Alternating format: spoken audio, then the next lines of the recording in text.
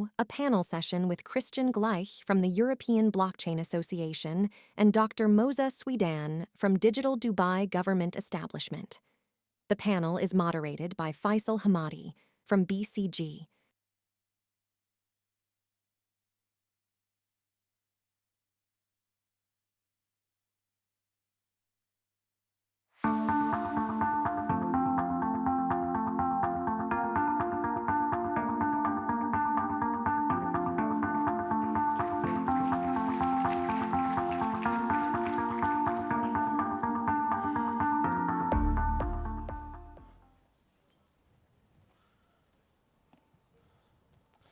Good morning and welcome. It's fantastic to be in this crowd today and looking forward to the discussion. I want to start by speaking about the digital renaissance that we're living today. The digital economy is contributing more than 15% of the global GDP today and is expected to be more than 25% in 2030. That's a significant growth, almost double that of the classic. The pace of change, however, is really fast. It has been said that the pace of change has never been as fast if we look backwards, and will never be as slow if we look forward. In an increasingly digital world, we find ourselves battling between the convenience of digital technologies versus issues of IP, liability, and privacy. The hands-off approach to policymaking and regulation has some risks and hazards to it, similar to what we've seen with the proliferation of deepfakes. However, over-regulation also hinders innovation and stifles the type of benefits that we get from AI, similar to digital health and others. And while we celebrate AI as a means to solve a lot of our societal grand challenges, we're also confronted with the imperative to mitigate the risks that are coming out of those systems. The question is, are we shaping technology, or is technology shaping us? I would argue we need a joint and thoughtful effort to shape a better future. In today's session, we're going to speak about the benefits of AI systems and the opportunities that lay ahead, while we also are thoughtful about the risks and mitigations that need to be put in place to ensure a responsible and ethical development of such systems. My name is Faisal Hamady. I'm a managing director with BCG, looking after the digital economy topic. I work at the intersection of technology, innovation, and economic development, and I'm very pleased to welcome today Her Excellency Dr. Moza Suwaidan, who's the CEO of Application and Platform Systems at Digital Dubai, and Chris Gleich, who's the head of emerging technology with the European Blockchain Association. Welcome. Thank you. I want to start, Dr. Moza, with a topic around this balance when it comes to the responsible and ethical AI. How do you think about balancing innovation versus regulation in your current role? Sure. Thank you so much, first of all, for attending or for inviting us to this session. And Assalamu alaikum jami'an. Basically, the way we see things is artificial intelligence has been around for the last 40 years, as the previous speakers have spoken. And the problem about, or the concerns about privacy and security have been there since 40 years. What I'm seeing is we are still talking about the same issue, and the world is focusing on the risks associated with emerging technology, today being AI, but there is not much actions happening to mitigate those risks. And because of the focus on the problem, there are few groups that are missing out on the benefits of it.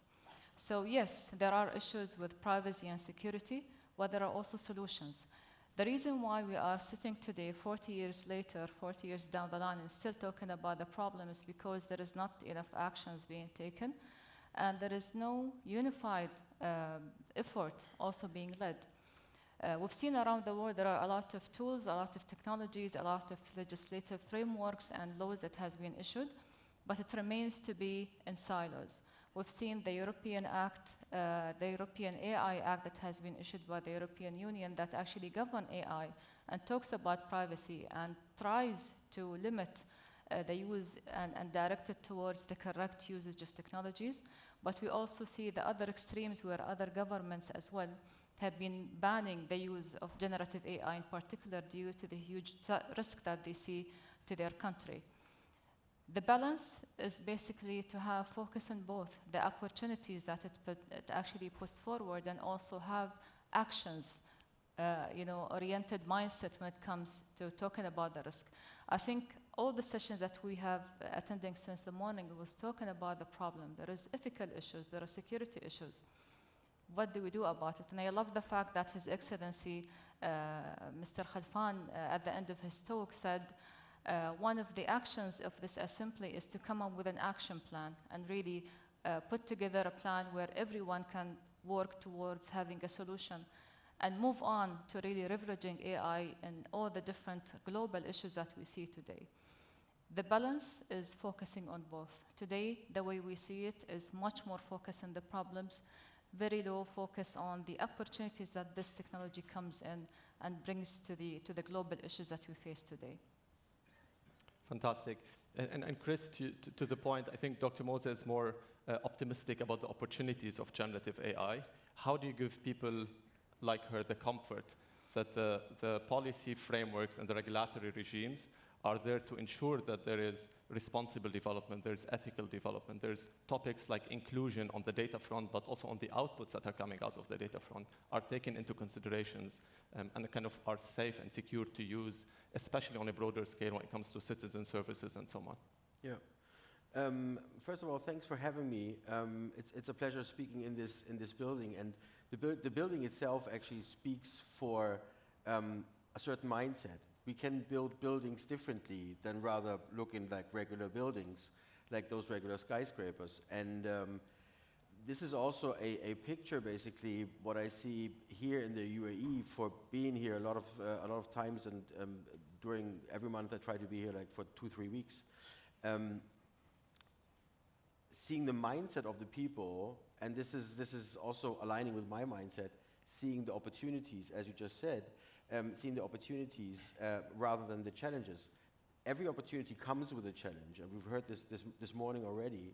And the regulatory part in the EU, to the outside, looks like, oh, there is a EU AI Act, but what good is it? What quality has it? Who has read through it? Well, we have, because it's our business. And from the very beginning, we tried to influence European politicians on explaining them what AI holds. It will influence all of our future, the future of every citizen, and deliver so many benefits to the citizens, while it's very rare that you have real expertise on that level in Europe. So that's why there is a trend to regulate for regulation's sake, which does not have anything to do with opportunities, but creates challenges in itself. And for that reason, here it's very, very humbling to see how those new emerging tech topics, be it tokenization, be it blockchain, be it AI, how quickly they are addressed. That's the one thing. But then also how well they are addressed with expertise. And right now we're actually trying to regulate all these topics separately.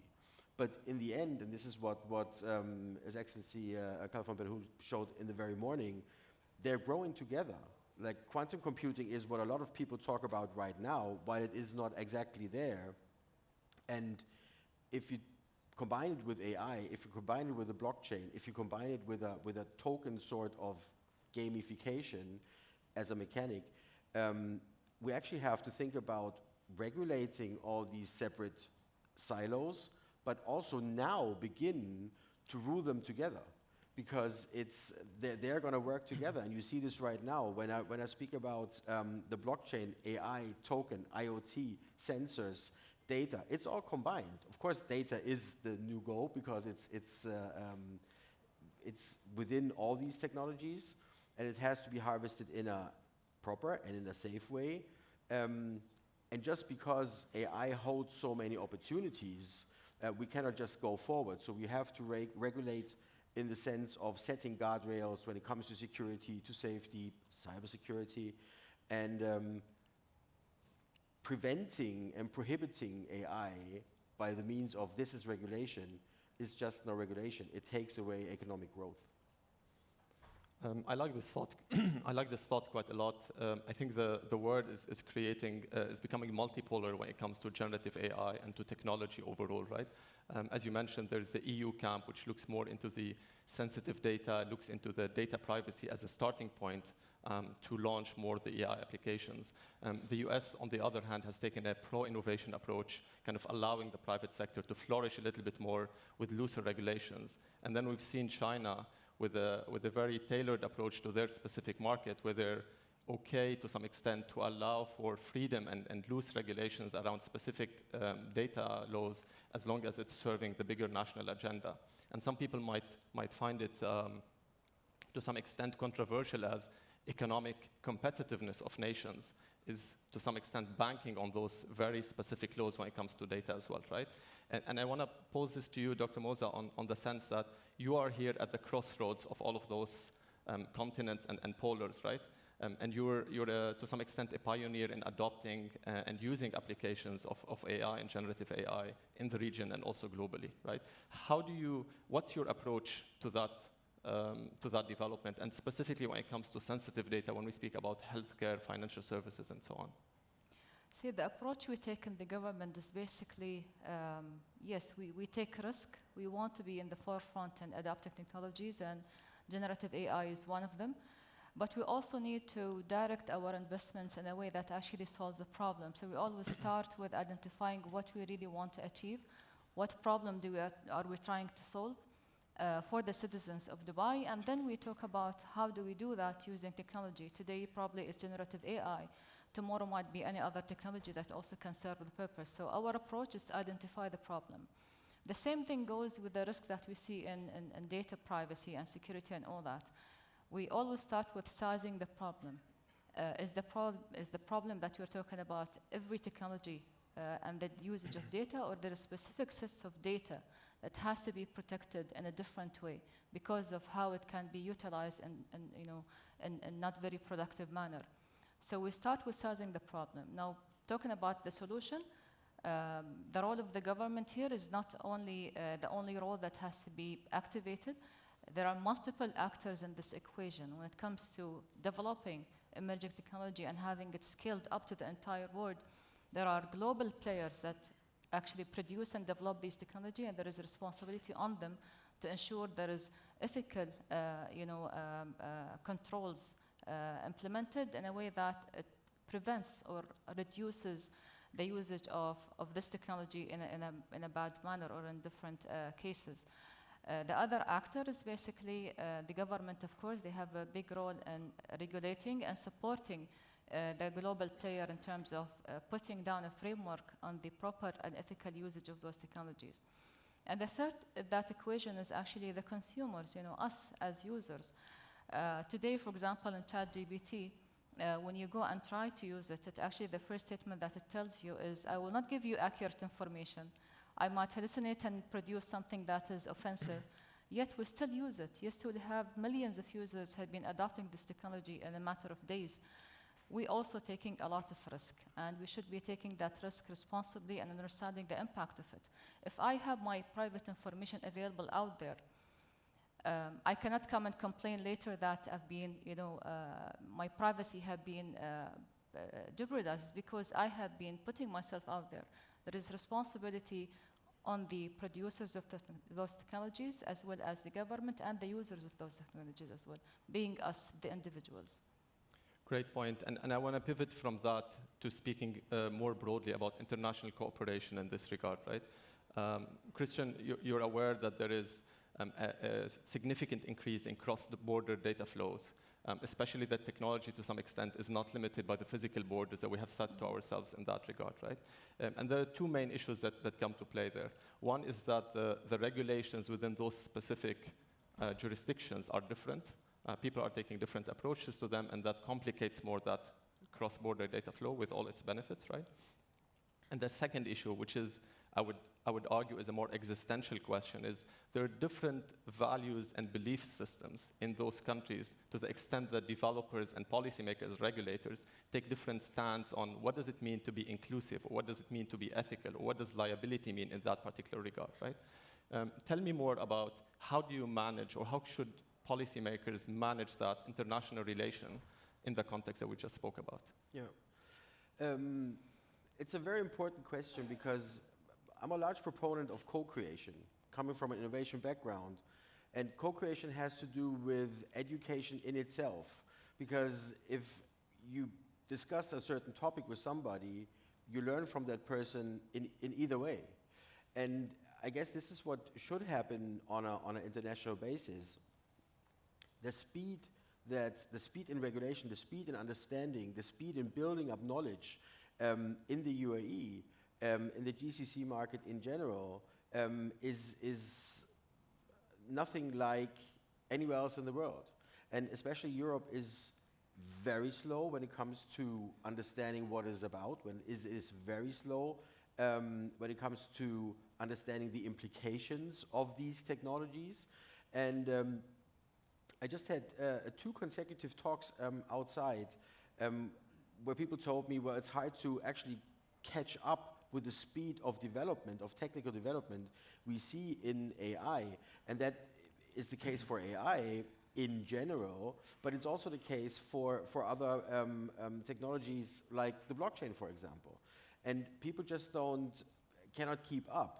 So how would regulators keep up with that speed? Because they basically regulate, at some point they publish a law, and then it's there for the next, 100 years. This is just not doable in this technology. You need a certain different mindset. And I find, coming back to your question, different regulators, different countries and entities may not want to learn from each other because everybody thinks they know it better on that level, I guess. But it is imminent to work together. Like we as humanity are interconnected with each other at some point to some level, and we should talk to each other because the biggest problems we have in this world we can only solve together. And if China has a walled garden AI technology as well as policy, and all the other countries or territories follow, we have a very fragmented place where it's hard to tell, are you wrongdoing because you use a Chinese tool, or are you wrongdoing because you use it in your country? So where does the IP come from? Which ethics do apply? What legal consequences do you have to fear? To what legislation? So there's a lot that you have to think about. So regulation is not easy.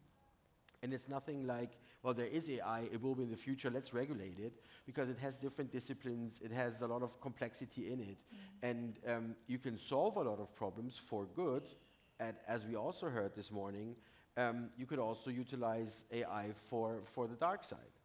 And nobody wants this, but as always, there will be people that engage in that side, and we have to regulate and save citizens and secure citizens from those dark side developments. And Digital Dubai, we just heard it, Digital Dubai just engaged in this new platform driven by AI for the benefit of the citizens. It's not a monitoring system, it's not a dark side system, it is for the benefit of the citizens to speed up processes when they have to handle their daily tasks with governmental, semi-governmental entities, and so on. And we have to regulate this, but we also have to regulate scams and the dark side, people from the dark side, because they, in these quick times where things develop so fast, they're even quicker than everybody else on the bright side. Not even speaking about the regulators. So to some extent, it's a little bit of a balance between the opportunity and the threat, and it's also a learning process, right? So that poses a question, especially to governance. They need to be more agile and different in their approach compared to the classical approach of what you mentioned, put up a policy, put up a law, and then expect it to be lasting for a number of years, right? There's a very different approach to that. And maybe, Dr. Moza, to that point, can you shed a bit more light about the role of government and the capacity in which you will adapt with the different market developments and how the government is changing in its role. You touched upon before kind of the collaboration with the private sector. Can you speak more to that, but also as well to how do you think about overall the market conditions socioeconomically? So for example, when it comes to job displacement, jobs replacement, are you also optimistic that this is not a big issue? What's your view? See, I might sound too optimistic, but I do have concerns too. Just touching on the area of regulation that has been talked about. What are we trying to regulate? We are not trying to regulate the technology itself. We are trying to regulate humans, because the issues that we have today is how humans are using this technology in a way that harms humanity as well. This is why the problem is complex. Technology, we can solve it. We can have any kind of tool and any kind of framework, any kind of controls, we can shut it down.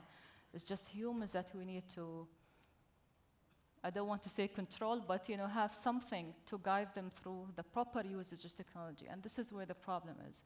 It's not easy to do that.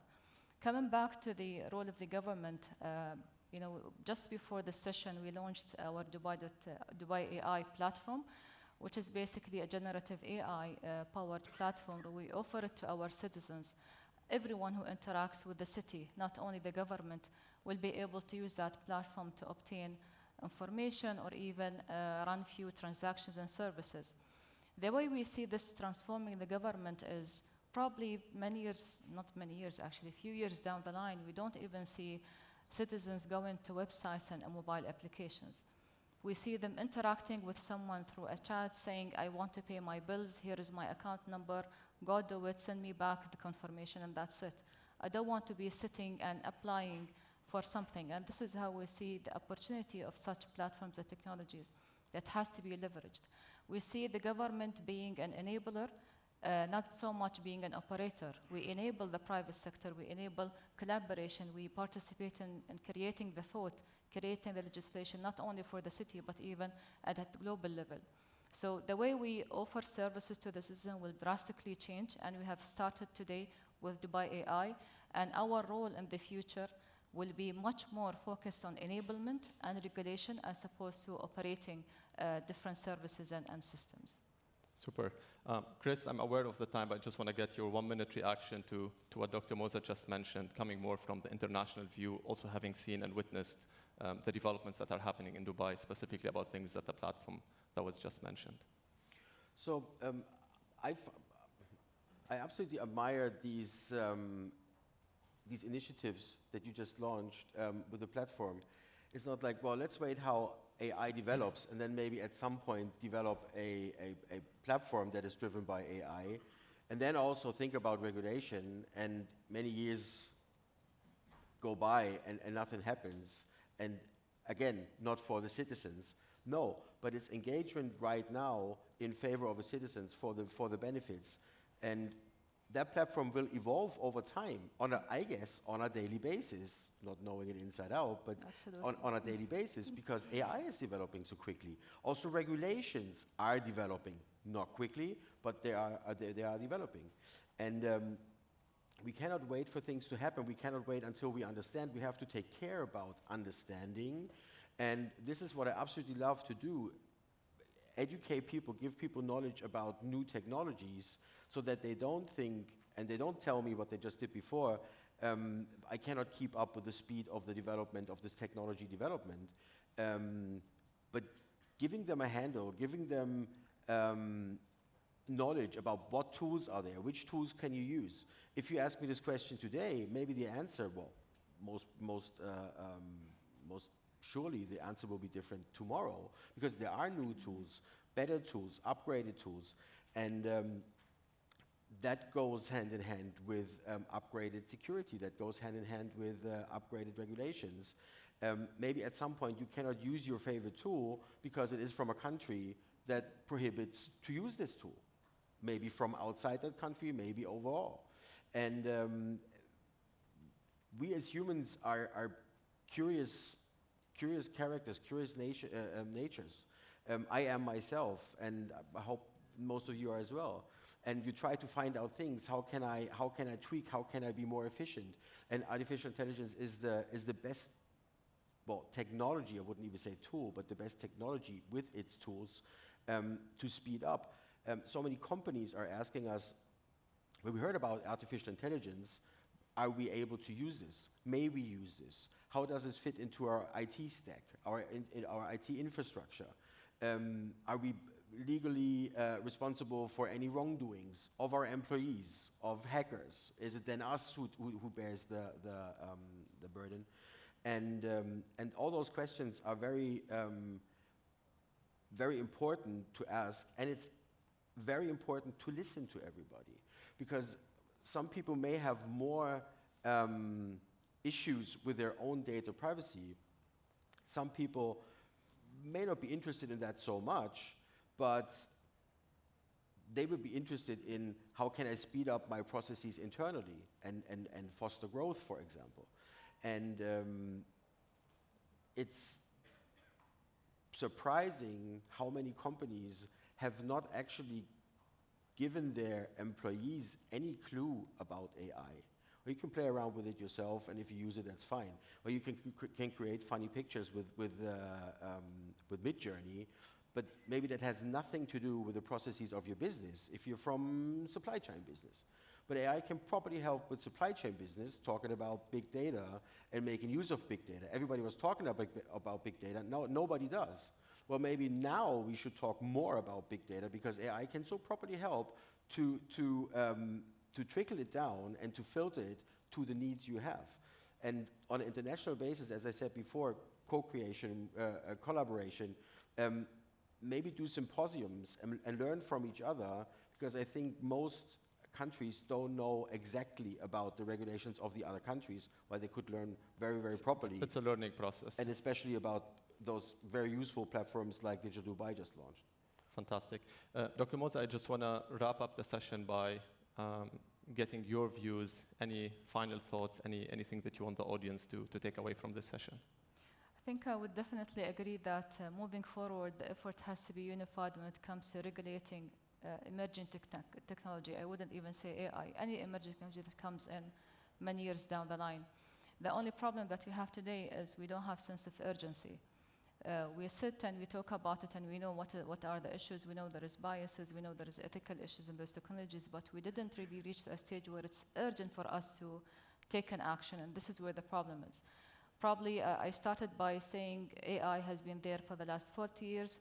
I hope that 40 years later we don't sit in the same place and say, we still have an ethical issue, we still have a problem with technologies, and what do we do about it? I think it's time for us to take an action and feel the urgency of taking an action as a globe, not only as individuals or in silos. Thank you. And I want to close this by saying there's a shifting landscape that we're living in today in terms of intelligence, capacity, and power. And that makes I would argue, similar to how the earlier industrial revolutions multiplied the human potential when it comes to physical exertion of power and energy, to the extent that we now launch few tons of kilograms of mass to space without even thinking twice about it. There's a similar era that we're giving into by multiplying the human intelligence, and I think it's very interesting to see how that develops over time. An interesting aspect is that the human qualities of ethics and human judgment and empathy will continue to be and will be even more important going forward. And I want to pose one departing thought to you as an audience and saying, generative AI is promising a lot of potential and promising a lot of answers. So if we have all the answers that we need, what is the question? Thank you.